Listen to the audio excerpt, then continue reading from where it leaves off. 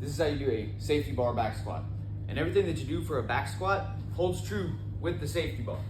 This is a safety bar. If you don't have one of these, that's just fine.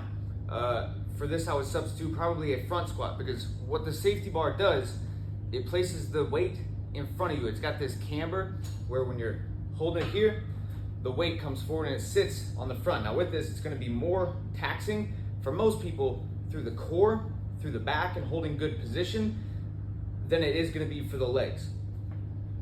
So the bar is going to try to, when you come here, it's gonna try to pull you forward here. So one of the big things with the safety bar is make sure that chest stays up, make sure the core stays tight, and the back stays flat.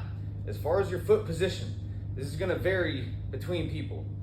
Some people feel comfortable squatting wide feet out here. Some people feel comfortable squatting narrow feet. Kind of just depends on how your hips are constructed. The one thing that has to hold true is wherever the toes are pointed, the knees have to go where the toes are pointing. And for most people, a standard stance would be about shoulder width with the feet. But again, whatever is comfortable for you. But for me, I'm gonna take shoulder width stance. Toes are gonna be pointed slightly out, and most people will have a little bit of outward point with those toes. But make sure before you go, it's a good deep breath.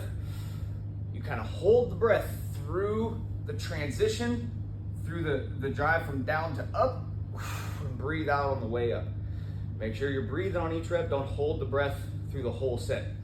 But good deep breath, good tight brace, and you don't want to push the handles up here.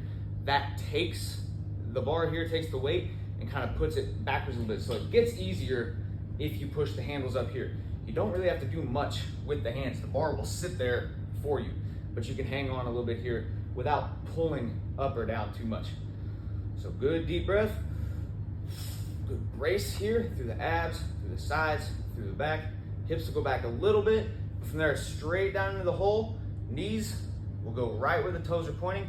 And for most people, the fault will be when you go to stand up, the knees may come in and the butt goes backwards here. So really focus on knees going out where the toes are pointing, chest staying up. So here, knees out over toes, boom, big drive up. Breathe out on the way up, deep breath.